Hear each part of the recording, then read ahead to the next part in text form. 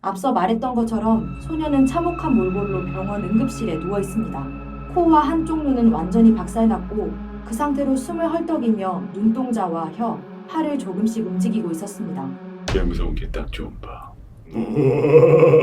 개 무서운 게 딱 좀 봐! 죽을 사화. 사과입니다, 여러분. 그럼 바로 시작해볼까요? 첫 번째 썰, 캔디맨. 1974년 할로윈, 당시 8살이었던 티모시 오브라이언은 여느 할로윈과 마찬가지로 할로윈 분장을 하고 동생과 함께 마을을 돌아다니면서 사탕을 모으고 있었습니다. 가족과 동네 주민들은 티모시에게 사탕을 가득 주었죠. 그날 밤, 티모시는 잠자리에 들기 전에 엄마에게 사탕 하나만 먹고 자도 되냐고 물어보았습니다. 엄마는 허락해 주었죠. 티모시는 길다란 플라스틱 막대에 사탕 가루가 들어있는 픽시 스틱을 하나 집어먹었습니다. 티모시는 사탕에 쓴맛이 나는 것 같다며 불평했고 아빠는 쓴맛을 덜어주기 위해 아들에게 에이드 한 잔을 주고 자리에 눕혔습니다. 그때 티모시는 곧바로 복통을 호소하더니 피가 섞인 구토를 하기 시작했고 경련을 일으켰습니다. 가족은 서둘러 구급차를 불렀지만 병원에 도착하기도 전에 티모시는 사망하고 말았죠. 조사 결과 티모시가 먹은 사탕 안에는 청산가리가 들어있었습니다. 그것도 치사량을 넘는 양이었죠. 픽시 스틱은 포장을 까고 그 안에 있는 단맛 나는 가루를 먹는 식품이었는데 그것을 역이용하여서 누군가 청산가리 가루를 넣은 뒤 다시 포장한 것이었죠. 아이가 할로윈 사탕을 먹고 사망했다는 이야기가 동네에 퍼지자 어른들은 아이들이 받은 사탕을 입에 대지 못하게 했습니다. 그리고 경찰이 동네를 돌아다니며 픽시 스틱 같은 종류의 사탕을 전부 압수했죠.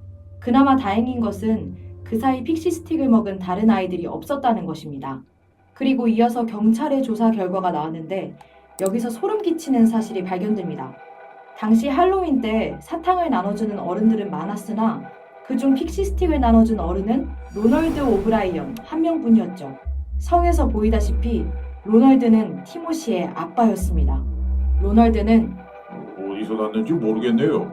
저는 집 앞에 바구니를 둔 것뿐인데 온몸을 꽁꽁 싸맨 남자가 바구니에 픽시 스틱을 한 움큼 두고 갔습니다. 라고 진술했습니다. 하지만 경찰 조사 결과 알고 보니 로널드는 10만 달러에 달하는 빚을 진 상태였습니다. 한화로 약 1억 4,500만 원인데 1970년대인 것을 감안하면 엄청난 금액이었죠. 로널드는 꽤 오랜 기간 동안 일을 구하지 못한 상태여서 이대로면 빚을 갚기 어렵겠다고 생각했고 이때부터 계획하기 시작합니다. 우선 아내 몰래 아이들을 생명보험에 가입시켰고 할로윈 날 청산가리가 들어간 사탕을 자기 자식 2명과 동네 아이들에게 나눠줬습니다. 본인의 자녀들만 죽으면 경찰은 가족을 먼저 의심할 테니 동네 아이들을 모두 죽게 만든 뒤 무차별 살인사건으로 만들어서 경찰의 수사망에서 벗어날 생각이었죠. 하지만 로널드의 계획과는 다르게 같은 사탕을 나눠준 동네 이웃이 없어서 수사망은 금방 좁혀졌습니다. 결국 로널드는 체포됐습니다. 그리고 사람들에게 캔디맨이라고 불렸죠. 로널드가 수감됐을 때 같은 감옥 죄수들도 그를 기피했다고 합니다. 로널드는 재판 내내 본인의 무죄를 주장했지만 끝내 사형 선고를 받았고 10년 뒤인 1984년 3월 로널드는 약물주사로 사형됐습니다. 로널드가 처형된 건물 밖에는 약 300명의 군중이 모였습니다. 로널드의 사형을 지지하는 사람들이 트릭 오어 트릭을 외치며 사형에 반대하는 지지자들에게 사탕을 던지는 해프닝도 있었다고 하네요. 끝! 대박이죠. 어떻게 이런 일이. 캔디맨 어디서 들어봤는데 그 공포 영화 있지 않나요?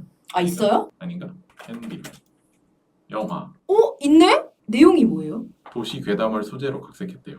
약간 오. 그 이 캔디맨이랑 좀 다른 것 같은데. 그런 것 같은데? 두 번째 썰, 다이빙.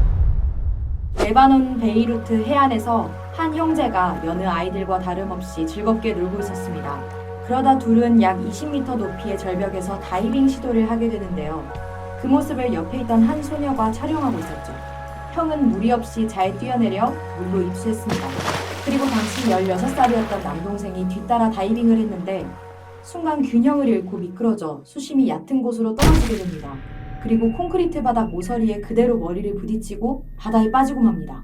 이 사고로 소년의 정수리부터 턱 끝까지 머리가 세로로 두 동강이 나버렸고 그 장면이 소녀가 찍은 영상에 생생하게 담기게 되죠.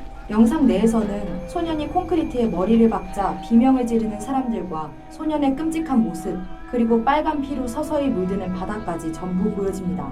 그 후 도착한 구급대원에 의해 소년이 구조되는 장면을 끝으로 첫 번째 영상이 끝나죠. 그리고 바로 이어서 두 번째 영상이 시작됩니다. 앞서 말했던 것처럼 소년은 참혹한 몰골로 병원 응급실에 누워 있습니다. 코와 한쪽 눈은 완전히 박살났고 그 상태로 숨을 헐떡이며 눈동자와 혀, 팔을 조금씩 움직이고 있었습니다. 그리고 의사가 소년의 머리를 만지면서 어디서부터 시작해야 하는지 고민하며 소년의 갈라진 머리 부분을 오므렸다 폈다 하는 모습이 담겼습니다. 얼굴을 오므리면 호흡이 안 되고 펼치면 지혈이 안 되는 상황으로 보였죠. 얼굴뿐만 아니라 두개골까지 다 깨진 상태라 뇌까지 조금씩 보입니다. 그런데 여기서 어떻게 병원 응급실에서 촬영이 가능하냐, 영상을 다른 영상으로 짜집게 한 것이 아니냐, 조작이다 라는 의혹이 제기됩니다. 하지만 목격자의 말에 따르면 2000년대 후반까지 아랍 지역에서는 수술실로 들어와서 영상 촬영하는 것이 꽤 흔했고 이를 딱히 막지도 않았기에 가족이나 친구들이 영상을 찍는 경우가 있었다고 합니다. 목격자는 첫 번째 영상과 두 번째 영상 모두 그 소년이 맞다고 말하면서 그저 참담하고 슬프다고 이야기했습니다. 결국 소년은 사고 당일 수술 중에 사망하였고 사망 원인은 척추골절과 극심한 뇌내 출혈이었습니다. 워낙 끔찍한 사고였기에 2000년대에 보험물이 올라오는 쇼크 사이트에 영상이 퍼져갔고 절대 검색해서는 안 되는 단어의 위험도 5로 등재됩니다. 15년이 지난 지금까지도 이 영상은 가끔씩 수면 위로 떠올랐고 영상을 본 사람들은 트라우마가 남기도 했습니다.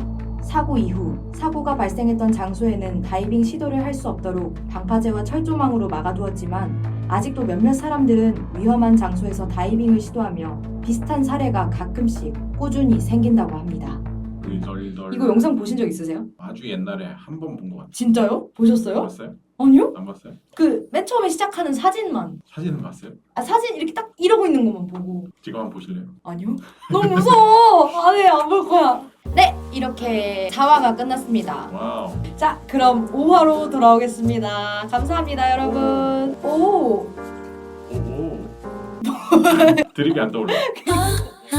뒤에 누구야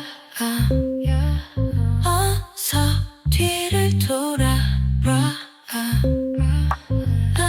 아니 돌아보지 마 눈 마주치는 순간 끝이야